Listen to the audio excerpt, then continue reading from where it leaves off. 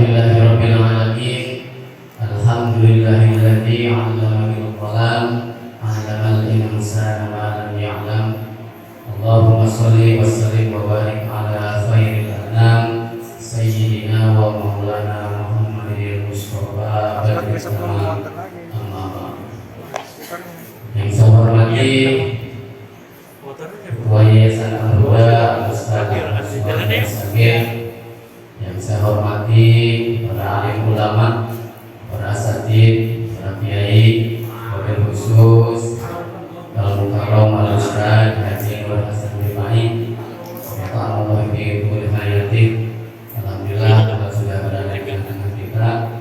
Yang saya hormati Al-Ustaz Al-Firman, yang saya hormati Ketua Majelis DPR Nafi'illah Al-Ustaz Rodhi Dewan, yang saya hormati para tokoh masyarakat Kampung Cibuntu, Bapak Nadim, Bapak Rusman, Bapak Syiar, dan tokoh-tokoh yang lainnya yang mohon maaf tidak bisa saya sebutkan satu persatu.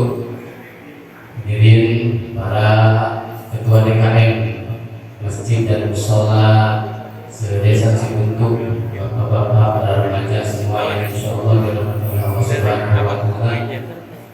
Pertama-tama mari kita panjatkan puja-puji syukur kita kepada Allah Subhanahu wa taala.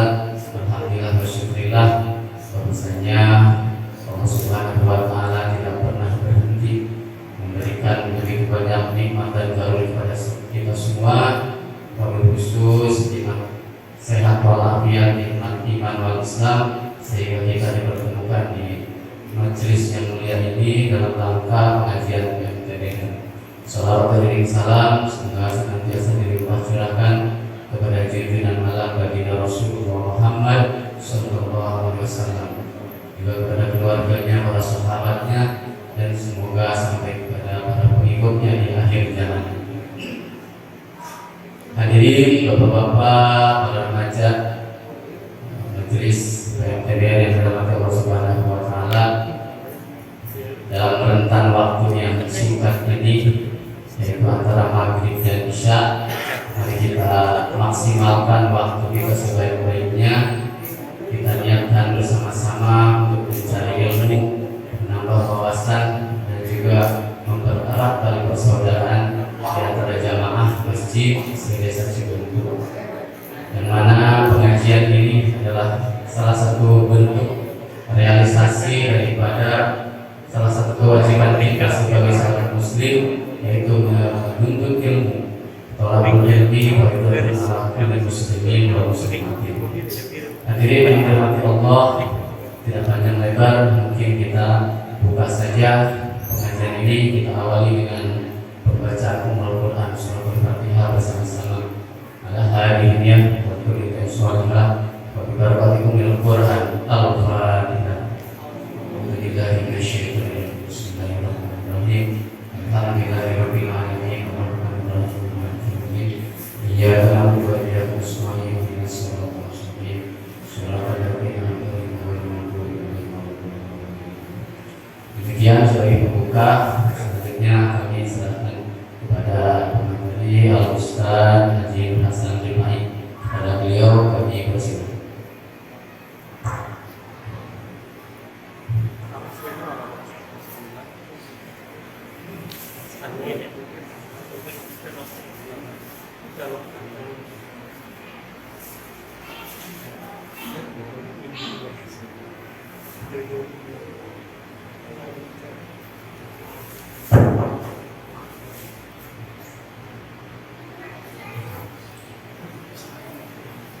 Bismillahirrahmanirrahim.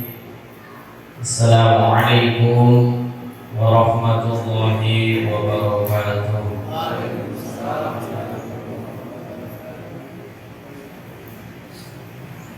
Innal hamdalillah nasta'inuhu wa nastaghfiruhu wa na'udzu billahi min shururi anfusina wa min sayyiati a'malina. May yahdihillahu fala mudilla lahu wa may yudlilhu fala hadiya lahu.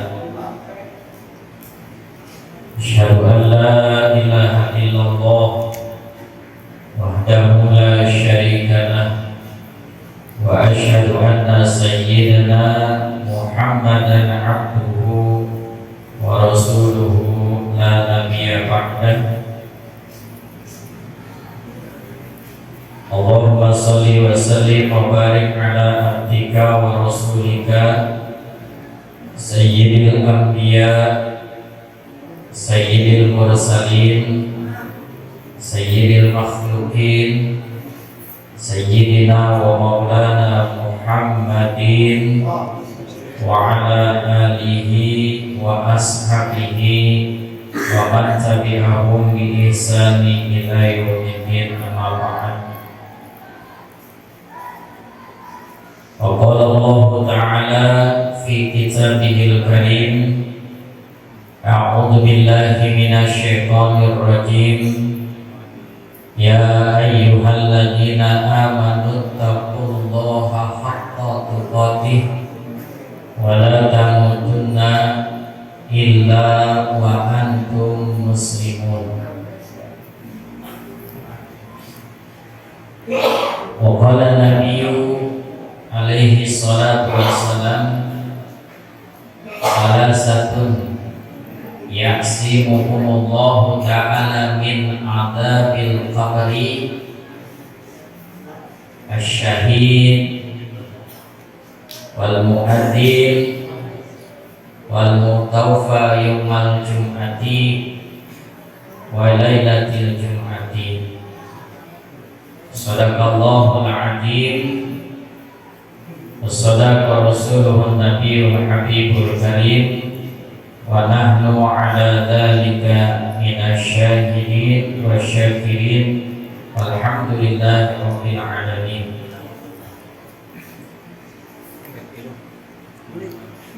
Segenap Ketua DKM dan pengurus Masjid Jami Al-Huda yang saya hormati, para tokoh, para sepuh, bini sepuh, para orang tua, para asatiz yang saya hormati,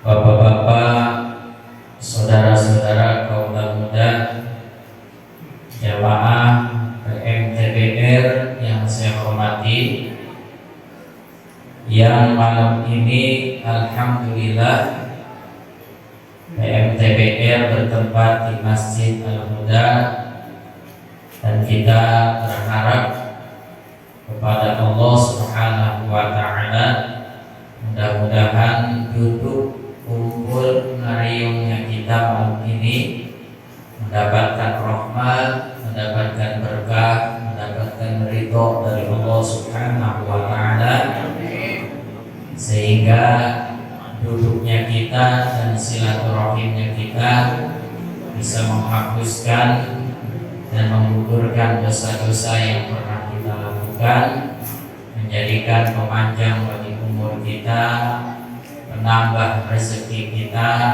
dan memberkah bagi kehidupan rumah tangga dan usaha kita. Amin.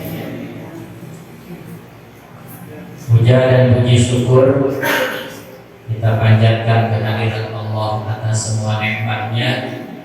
Salawat ma'assalam tak terlupakan selalu kita sampaikan kehadiran junjungan kita baginda alam Nabi besar Nabi Muhammad sallallahu alaihi wasallam. Semoga salawat dan salam juga tersampaikan kepada keluarganya, para sahabat, para tabi'in, dan tersampaikan pula hingga umatnya yang terakhir pada yaumul qiyamah. Mudah-mudahan kita yang hadir di sini kelak nanti di yaumul qiyamah diakui semuanya oleh Rasulullah, dan mudah-mudahan kita bisa mendapatkan syafaat dari beliau. Amin ya rabbal alamin. Bapak-bapak jamaah Masjid Al-Huda dan juga jamaah PMTBR dirahmati oleh Allah Subhanahu wa ta'ala, pada malam ini tentunya kita berangkat dari rumah dengan niat lillah, ingin menggugurkan satu kewajiban kita sebagai hamba Allah. Setelahnya kita melaksanakan kewajiban sholat maghrib berjamaah, lalu kita mengikuti taklim rutinan kita yang kita adakan setiap malam Ahad 1 minggu sekali, yaitu pengajian PMTBR. Walaupun di waktu yang sangat singkat sekali Pak. Kadang-kadang pembahasan baru satu udah kelar atau udah habis waktunya. Bukan singkatnya dan juga bukan ilmunya, yang paling utama adalah ini merupakan salah satu langkah terbaik kita mengisi sisa-sisa umur yang diberikan oleh Allah kepada kita, yang kedepannya kita nggak bakal lama lagi. Nah, di sisa umur ini Rasulullah Shallallahu Alaihi Wasallam beliau mengajak, menyeru kepada umatnya dengan ucapan badiru bil a'mali sholihah. Kalimat badiru aisari'u, segera, jangan lalai, jangan santai, jangan banyak diem kita. Segera untuk apa Rasulullah menganjurkan bil a'mali sholihah? Segera ngumpulin amal, ngumpulin bekal. Kenapa Rasulullah SAW katakan cepat, segera, jangan lalai, jangan santai? Karena umur yang kita punya itu sangat singkat sekali. 80 tahun cuma angkanya saja. Bahkan 100 tahun cuma bilangannya saja. Perjalanannya begitu cepat, Pak. Karena perjalanan menuju kematian itu nggak ada liburnya. Nggak kayak kita ngajar di sekolah. Kalau ketemu dengan hari-hari besar, tanggal merah, libur. Tapi umur tetap jalan. Nggak ada libur. Singkat, terkadang masih teringat di otak kita, di ingatan kita, dulu saya masih bermain, masih ada orang tua, masih ada ibu dan bapak, suka main di sawah ini, suka main di lapang ini. Itu masih keingatan di pikiran kita.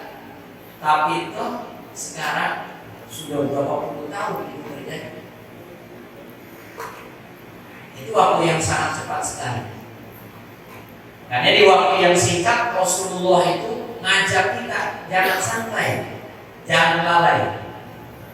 Apalagi yang sudah sepuh, yang sudah di atas 40 tahun.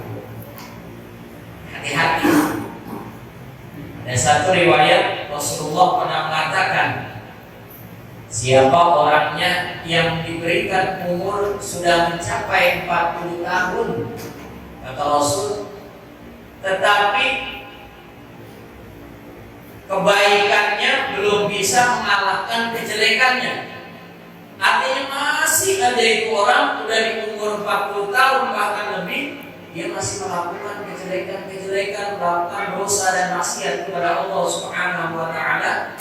Sampai Allah berfirman kepada malaikat Jibril menyampaikan kepada Rasul menyampaikan kepada kita, kalau dia balik besok jangan ditanya lagi, langsung lemparkan ke dalam neraka jahanam. Alhamdulillah.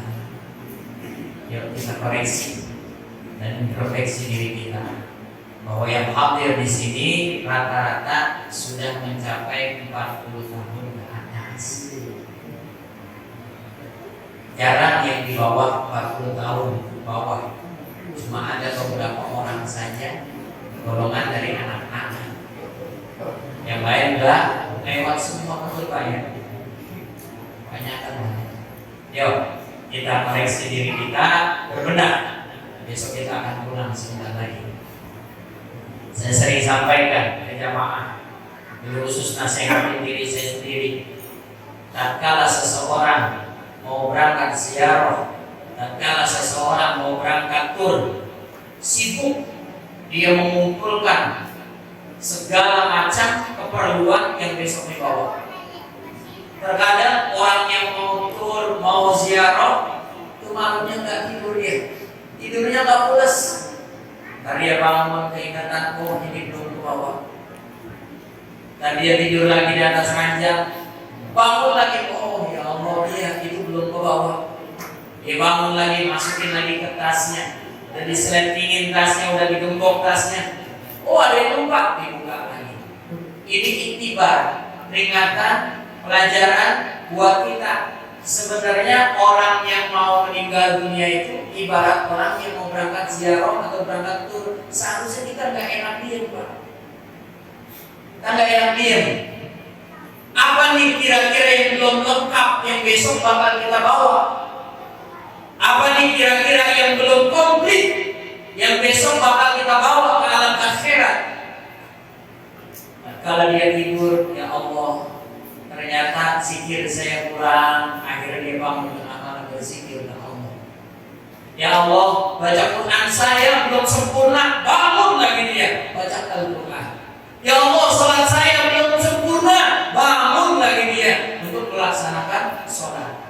Tadi lihat dari amalnya, oh ini yang kurang, dia cari lagi. Oh ini yang belum, dia cari lagi. Kayak orang mau berangkat ziarah yang kurang, masukin tas, dilihat lagi tasnya, apalagi yang belum, cari lagi, masukin lagi, cari lagi, masukin lagi, cari lagi, seperti itu. Nggak ada bedanya. Ya, kita sebentar lagi akan berangkat. Apa kira-kira yang belum ke bawah, belum lengkap, yang besok bakal kita bawa ke negeri akhirat? Insyaallah malam ini adalah salah satu langkah terbaik buat kita duduk bareng dalam langkah mengumpulkan amal dan bekal persiapan kita besok kembali kepada Allah. Mudah-mudahan jadi amal soleh semuanya. Amin. Satu pelajaran yang saya ambil dalam kitab Lubabul Hadis. Di sini di bab atau di fadilah azan di halaman 16 halaman 17 ada satu dawuhan Rasulullah. Mudah-mudahan ini bisa menjadi motivasi buat kita setelahnya kita mendengar, ya kita memperbanyak persiapan tersebut. Wa qala sallallahu alaihi wasallam salasatun yaqsimuhumullahu ta'ala min adabil qabri. Ada 3 golongan manusia. Mudah-mudahan kita jadi di antara salah satu 3 golongan ini. 3 golongan ini yaqsimuhumullahu ta'ala besok ketika dia menghembuskan napas yang terakhir, dicabut ruhnya oleh malaikat Jibril dengan izin Allah, kemudian ditangisi oleh saudara-saudaranya, ditangisi oleh keluarga, ditangisi oleh anak cucu mantunya, kemudian dia dihantarkan oleh keluarganya masuk ke liang lahat, diazankan, dikomatkan, ditutup dengan ketatap, diuruk dengan tanah. Mereka yang mengantarkan tidak pulang semuanya. Pulang, tidak punya istri pulang, tidak punya anak pulang, tidak punya saudara, tetangga, cucu, mantu, semuanya pulang. Sendirianlah kita di alam barzakh, di tempat yang baru di awal kehidupan kita. Datanglah utusan Allah Munkar wa Nakir untuk bertanya kepada kita. Ini sebentar lagi Pak, kita bakal menghadapi ujian. Ditanya oleh Munkar dan Nakir. Kalau di dunia sidang skripsi kita sebentar lagi. Karena kita lagi ngumpul bikin supaya besok ditanya sama Munkar Nakirnya bisa menjawab. 3 golongan ini bakal Allah selamatkan, bakal Allah lindungi min adzabil qabri, dari siksa kubur. Yang namanya kuburan kita pasti ngalamin. Enak enggaknya tergantung kita punya amal, sempit enggaknya juga tergantung kita punya amal. Terserah dah, kembali kepada diri kita masing-masing, mau bahagia ataukah sengsara, mau luas ataukah sempit, ya, mau sejuk ataukah panas, itu tergantung kita kembali kepada diri kita masing-masing. 3 golongan ini insya Allah bakal selamatkan, Allah bakal lindungi dia min adzabil qabri, dari siksa kubur. Ya Allah Bapak, yang namanya siksa kubur, jangankan kita yang dosanya banyak nih. Sayyidina Ali bin Abi Thalib karramallahu wajhah, sahabat Nabi, suaminya daripada Siti Fatimah Zahra, beliau ini luar biasa. Ali bin Abi Thalib mendapat julukan karramallahu wajhah karena beliau dari semenjak lahir sampai meninggal dunia, kepalanya, mukanya, wajahnya gak pernah dihadapkan kepada berhala. Yang kedua, Sayyidina Ali mendapatkan karramallahu wajhah, Allah memuliakan wajahnya Sayyidina Ali karena semasa hidupnya Bapak kagak pernah melihat kemaluannya sendiri. Di Sayyidina Ali nggak pernah semasa hidupnya melihat kemaluannya sendiri, nggak pernah. Bayangkan dalam Ta'limul Muta'alim itu dikatakan di antara salah satu yang mewaris fakir ilmu, fakir harta, salah satunya melihat kemaluan. Bighairi daruratin, kecuali tidak dalam keadaan darurat. Kalau darurat, misalnya lagi sakit mau diobatin, kalau nggak melihat kan mecos. Nah, itu nggak apa-apa. Kalau darurat jangan, kalau nggak darurat jangan dilihat. Allah akan melihatkan. Allah akan melihatkan.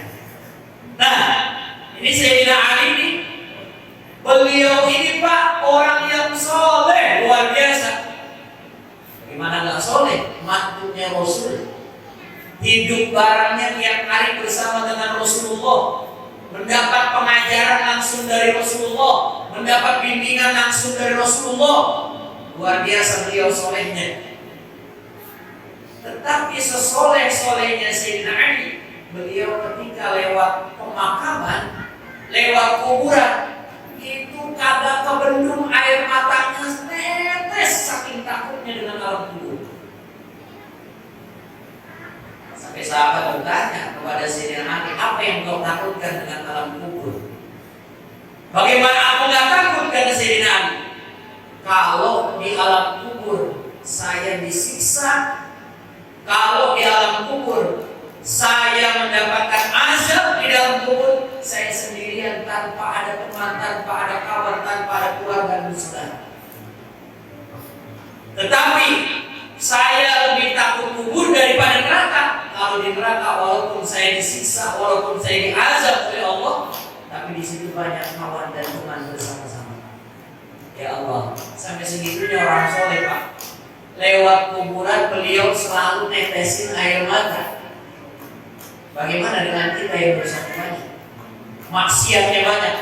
Apakah pernah ketika kita lewat kuburan menangis, mencucurkan air mata karena takut dengan siksa kubur? Tidak pernah. Bahkan kubur dijadikan ladang maksiat buat kita. Banyak alhamdulillah menjadi makam, pemakaman yang dijadikan tempat pacaran, di tempat pemaksiatan. Itu banyak. Ya Allah, ya Allah. Sayyidina Ali takut banget dengan alam kubur.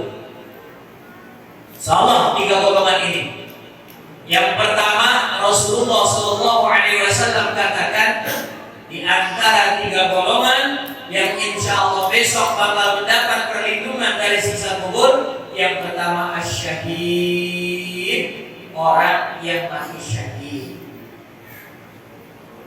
Ayo berlomba-lomba supaya kita bisa meninggal dalam keadaan syahid. Ustaz, memang ada buat kita kesempatan buat syahid, ada. Itu Rasulullah Shallallahu Alaihi Wasallam, beliau mengatakan, fa inna Allah azza wa jalla qad awqa'a ajrahu alaihi ala qadri niyatihi wa ma ta'uduna asyhada qalu al-qatlu fi sabilillah azza wa jalla. Yang pertama kata Rasulullah, golongan orang yang besok bakal digolongkan dia meninggalnya dalam keadaan syahid. Yang pertama orang yang berjuang di jalan Allah, dia meninggal berjuang membela agama Allah, kemudian dia meninggal dunia. Di sini lebih tegas di dalam kitab Lubabul Hadis, Rasulullah katakan berjuangnya juga kalau seumpamanya sampai lehernya terputus karena tebasan pedang orang kafir, harus syahid. Kalau Pak sampai segitunya coba, sanggup kita kira-kira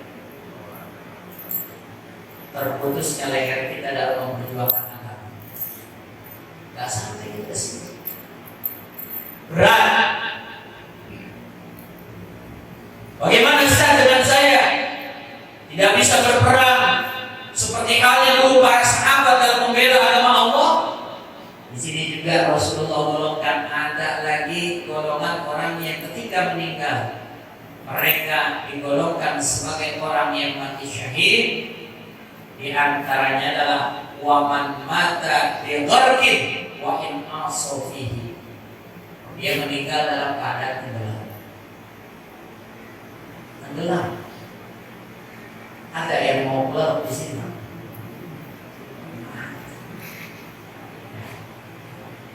Saya pengen mati syahid, besok saya nyebur kali malam. Jangan ada yang nolongin, ya.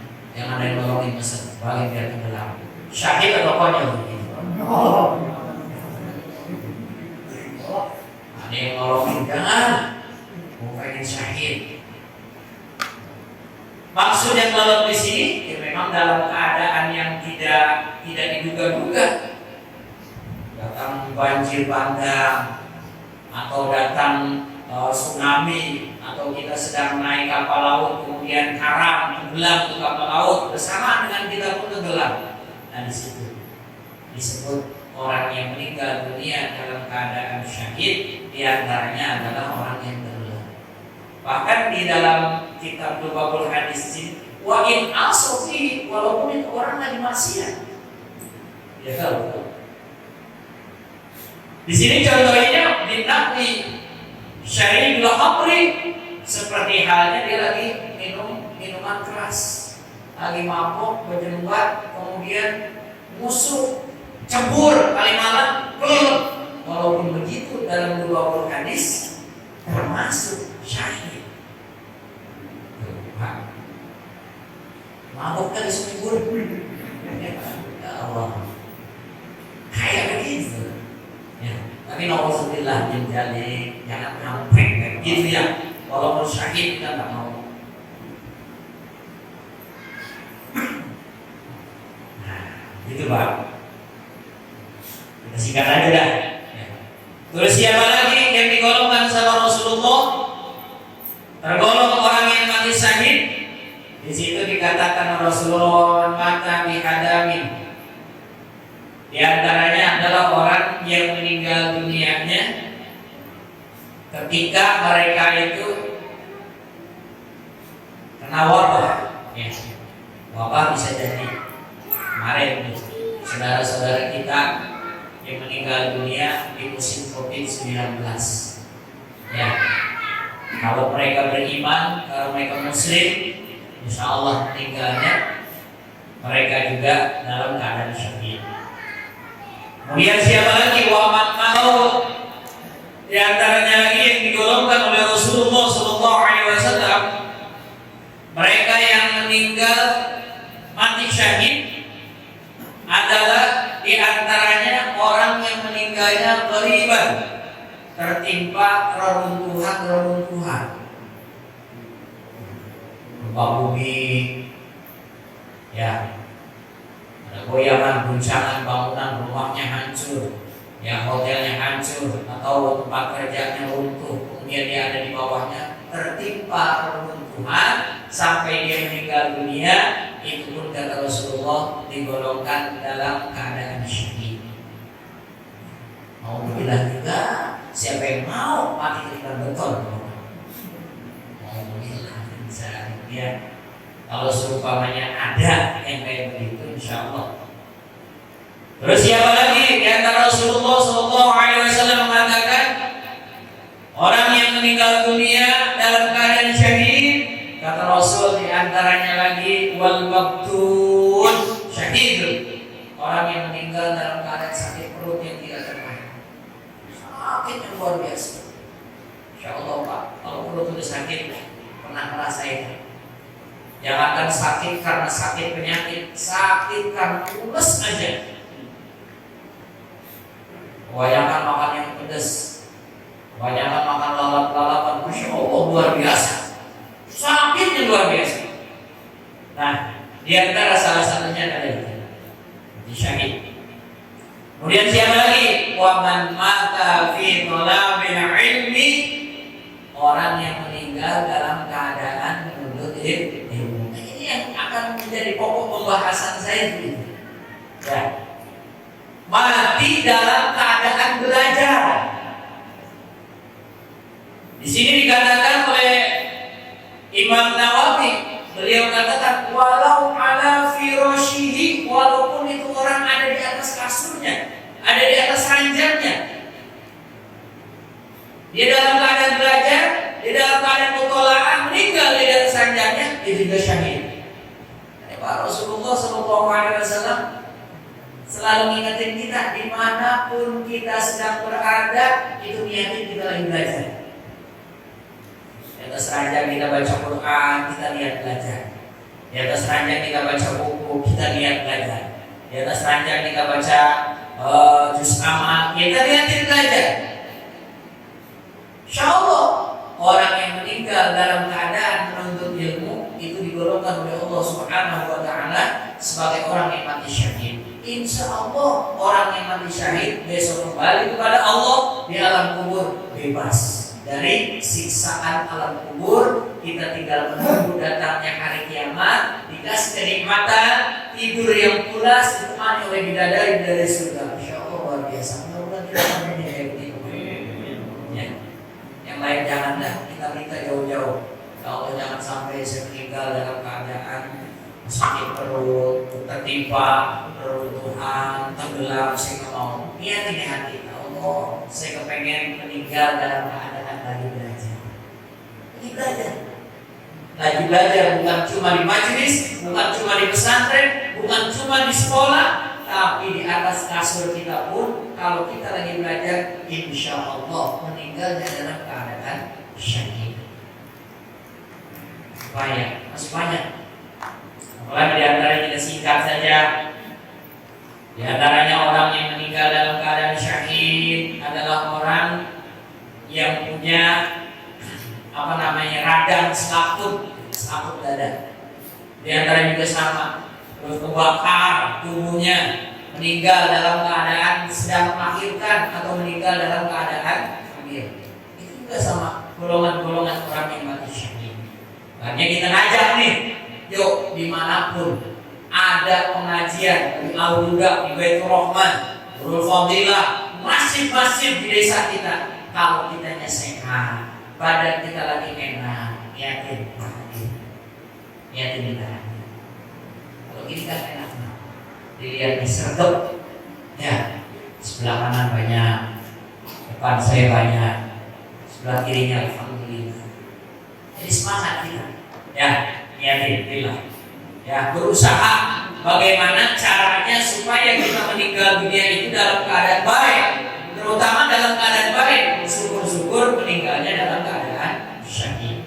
Ya, di antara salah satu menggapai syahid yang paling gampang yaitu sedang duduk di rimban majelis ilmu. Insya Allah bisa kita Satu. Yang kedua, Rasulullah Shallallahu Alaihi Wasallam katakan di antara golongan manusia yang tiga, yang mereka besok meninggal dunianya digolongkan sebagai orang yang terbebas dari siksa kuburnya Allah Subhanahu Wa Taala. Yang nomor keduanya, wal muazinu liwajhillahi ta'ala la litolabi ajrin min ahadin. Yang nomor duanya adalah tukang-tukang azan, mau di musolah ke, mau di masjid ke, tukang-tukang azan, insya Allah ketika dia meninggal dunia yang ajarnya liwajillah, lillah, karena Allah diajarnya. La litolabi ajrin min ahad, bukan karena ingin dipuja dan dipuji oleh orang lain karena suaranya yang merdu, karena suaranya yang panjang, suaranya yang bagus, tapi dia datang lillahi ta'ala, saya niat pengen ajar mengingatkan manusia bahwa waktu ibadah sholat telah tiba. Lillah dia ajarnya di hati ya, tukang-tukang azan ini biar niatnya lillah, jangan kepengen dipuja. Kadang-kadang masih ada di hati greget kayak gitu, karena suaranya merdu, suaranya bagus. Biasanya yang punya suara merdu, yang punya suara bagus ini yang lebih hati-hati lagi. Kalau yang jelek, itu apa yang dipuji? Apa yang dipuji? Orang dengar dia ajar gitu, gregetan banget gitu. Kalau bisa jangan dia yang ajar, jangan dia yang ajar, dia bisa. Ya, kalau yang urusan yang suara-suara jelek sih kali. Coba di hati itu suara jelek kita. Ya, biar ada yang muji kita. Terutama orang yang suara yang bagus, suara panjang, ini hati-hati.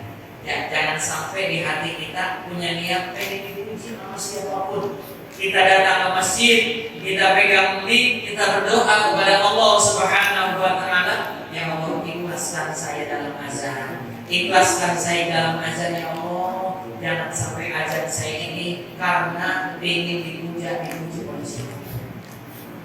Paham ya? Paham ya Pak ya? Nah, Tuan Syekh Abdul Qadir Jailani ngajarin tukang-tukang ajar ini. Wajibu 'alal muazzin. Kalau kita mau ajar, kata Tuan Syekh Abdul Qadir, al-intirazu 'anil lahmi syahadatain. Ya, jangan sampai kalau pas lagi ajar dijelek-jelekin suaranya, ya, atau dicadel-cadelin suaranya. Terkhusus kata Tuan Syekh Abdul Qadir Jailani fi syahadatain, terutama dalam mengucapkan dua kalimat syahadat. Karena mengucapkan dua kalimat syahadat ini kalau dibakal main, apalagi dicadel-cadelin, jadi Pak bisa mengeluarkan keislaman kita. Murtad dia. Karena dia bagus. Asyhadu an la ilaha illallah. Biar cakep dah. Kalau saya mas orang jelek, biar cakep. Bagaimana dia goyangnya? Biar cakep, biar fasih. Ya. Jangan cadel-cadelin. Bahkan dalam keterangan lain di Fatihah utama azan, jangan dipisah takbirnya. Ya. Antara takbir pertama dengan takbir kedua. Jadi bahasanya kan Allahu Akbar, Allahu Akbar. Jangan begitu, sambung.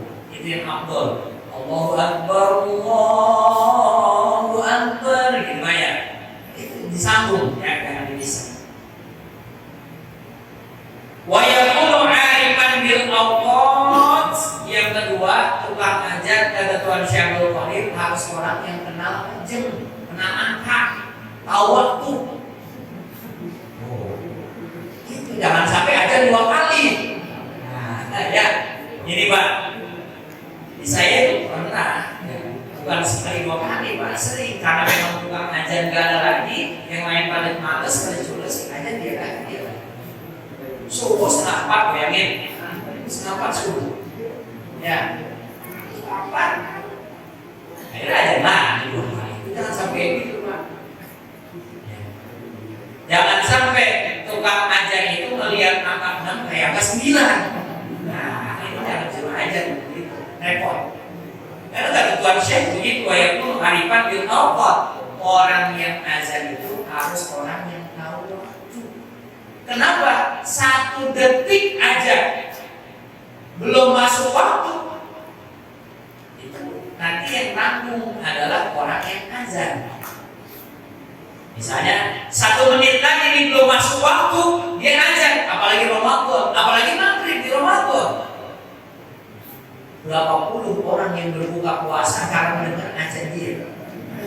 Benar gak Pak ya? Tanggungan dia tuh yang azan kurang 1 menit. Karena kalau bulan puasa maghrib azannya jangan peduli dulu. Belakang harusnya.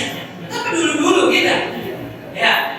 Jangan belakangan, takutnya waktu belum masuk. Karena kalau kita lihat jam nggak sama. Di Al-Huda dengan Nurul Fadilah kadang-kadang beda 1 atau 2 menit. Makanya kalau ditandain ya dengan jam berbeda-beda itu, ya aja dari belakang, coba aja dari belakang. Beda-beda, ada yang duluan, ada yang belakangan. Karena apa? Karena memang jamnya itu beda-beda. Ya, itu biar tahu waktu. Wa alla yu'adinu illa ba'da gumulil waqti, kata Tuhan Syekh, jangan ajar kalian kecuali udah masuk waktu. Illa fil fajri, kecuali sholat, kecuali azan waktu fajar. Bukan subuh Pak nih, nggak subuh lagi ya. Ya, jadi itu kalau azan di waktu itu ada yang azan 2 kali, Pak, di 2:30 ada yang azan. Kalau di sini sih belum ada ya. Kalau di sini belum ada. Tapi kalau saya dulu waktu pernah di Cianjur atau Sukabumi, ada 2:30 yang azan. Berapa 2:30? Boleh itu Pak? Boleh. Bisa terapin dah 2:30 dalam bulan. Kalau mau dikantongin kita orang ngingetin kita jangan tidur di waktu itu, bangunin karena waktu itu waktu fadilah, jadi 2:30 itu waktu utama. Jangan pada tidur, ingetin dengan azan, gitu ya. Boleh, ya boleh. Terus lagi wa yukrahu lahu ay adzina, makruh hukumnya orang yang sedang azan itu wa huwa junubun au muhdisun, dalam keadaan junub atau lagi punya hadas azan dia. Ya, malamnya habis bergaul sama istrinya kagak ada yang azan, belum mandi masuk ke yang azan. Allahu Akbar, makruh. Bukan yang nggak boleh, makruh. Ya, orang yang punya hadas lagi nggak punya wudu mah, ya harusnya wudu bukan azan. Ya, jangan nggak punya wudu azan. Kadang-kadang waktu udah masuk dia belum wudu, azan dulu, habis azan baru wudu. Ada yang begitu ya? Ya, wah, ajaran salah itu. Azan dulu, habis azan baru wudu. Salah, wudu dulu baru azan. Walaupun ketinggalan beberapa menit, beberapa detik itu nggak jadi masalah. Ya, kalau kita suci dulu baru azan, jangan azan dulu baru suci, gitu ya. Ini orang kita bukan saya berupa diri kita lagi, kalau ada beda. Ya, masa ngajak orang nggak punya wudu. Ya. Nah, itu ya. Terus lagi, wayat tasibu bi adanihi wa Allahi taala, sama kayak tadi azan itu karena Allah. Wala yaqudu ala adanihi juz'an. Kalau lagi azan jangan suka cuma comot apa baik ini Pak. Ngerti nggak nih? Ini kalau kita lagi azan di podium, ya podium ada kiblat, kadang-kadang ada buku kan kebit-kebit kalau kita sambil aja itu, ya kan sekarang begitu ya. Iya, kadang-kadang ada air lah dipegang-pegang, itu suka begitu. Jangan kata-kata Tuhan Syaikhul Qadir, kalau lagi azan wala yaqudu ala azanihi, kalau lagi azan jangan ngambil juz'an apapun yang ada di depan kita, udah fokus saja azan kita. Wa yastaqbil al-qiblati biwajhihi, harus ada kiblat kita. Tuh, ada kiblat dah mukanya. Jangan pakai alor, jangan nekat, jangan tidur, jangan duduk diri, kata Tuhan Syekh. Wa takbiru wa syahadatain, ya terutama lagi takbir, Allahu Akbar, sama asyhadu an la ilaha illallah, asyhadu anna Muhammadar Rasulullah, itu harus ada kiblat. Harus ada kiblat tuh, 2 kalimat itu. wa yuwalli wajhu yaminan wa shimalan. Nah, kalau lagi baca hayal sholat dan hayal falah baru ngadep kanan ngadep kiri. Hayal sholat ada bengkok ke kiri. Hayal sholat itu aja. Nah, kalau hayal falah kita kiri. Hayal falah. Jangan melotot gue itu doang. Ada yang melotot fokus ke depan doang. Dan kita diajarin sama Tuhan kalau takbir sama syahadat fokus ke kiblat. Kalau hayal sholat kita ke kanan kiri. Kalau hayal falah kita ke kiri. Ntar Allahu akbarnya baru ke depan lagi. Gitu Pak ya. Nah itu nanti kita fokuskan kan di bab azan. Ya. Yang terakhir karena udah masuk waktu isya kata Rasulullah Shallallahu Alaihi Wasallam. Ya. Jadi yang nomor 2 orang yang dilindungi sama Allah dari siksa kubur, insya Allah dijauhkan dari siksa kubur, kata bakal disiksa sama Allah di kuburnya tukang-tukang azan yang lillahi ta'ala. Yang terakhirnya Rasulullah katakan yang digolongkan sebagai orang yang meninggal dalam keadaan baik, insya Allah jauh daripada siksa kuburnya. Yang ketiga wal mutawaffa yaumal jum'ati wa lailatal jum'ati, orang yang meninggal dunia malam Jumat atau orang yang meninggal dunia di hari Jumat, malamnya atau siangnya itu insya Allah terbebas dari siksa kubur. Tahu kan Rasulullah? Ya.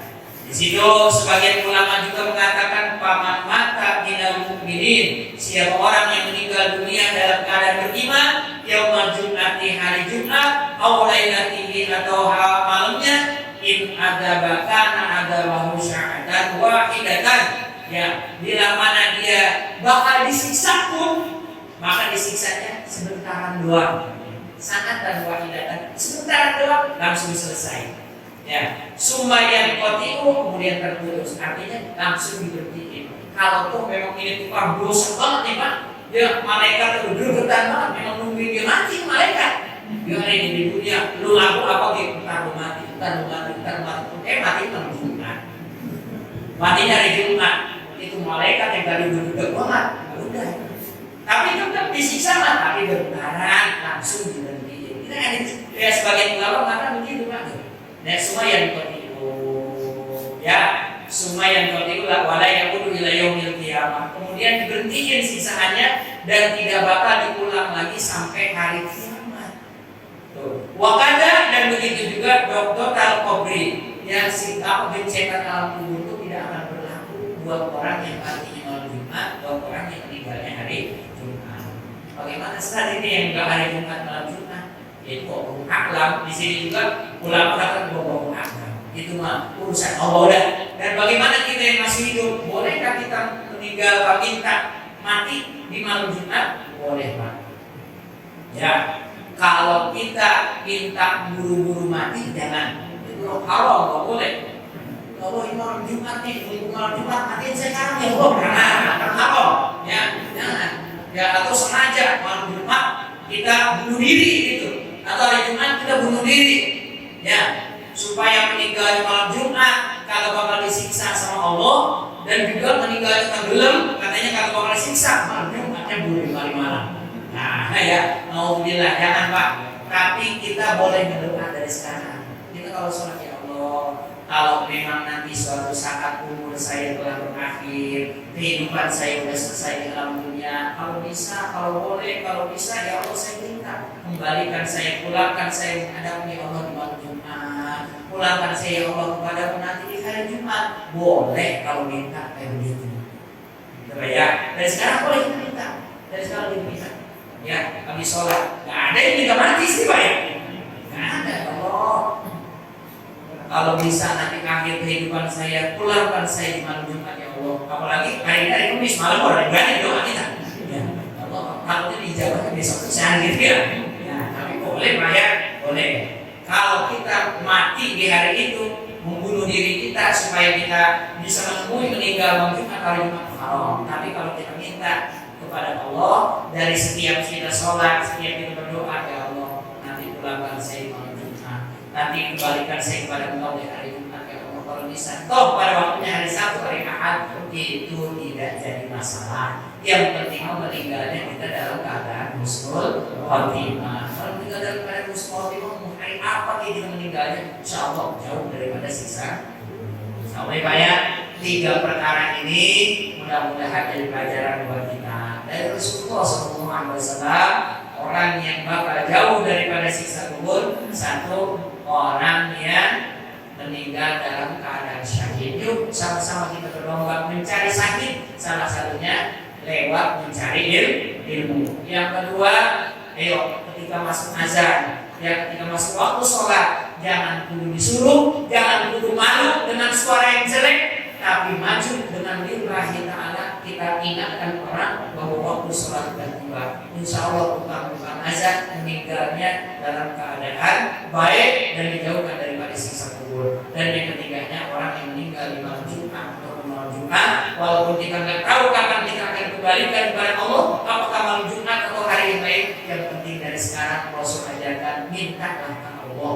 Kalau bisa kita meninggal di malam Jumat atau hari Jumat. Mudah-mudahan Allah Subhanahu wa taala senantiasa menjaga iman dan Islam kita, memberikan kita sehat walafiat, memberikan kita panjang umur, memberikan kita keistiqomahan dalam ibadah, terutama istiqomah dalam menuntut ilmu. Mudah-mudahan keistiqomahan kita sampai dengan akhir hayat kita. Amin ya rabbal alamin. Al-Fatihah. A'udzubillahi minasyaitonir rajim. Bismillahirrahmanirrahim.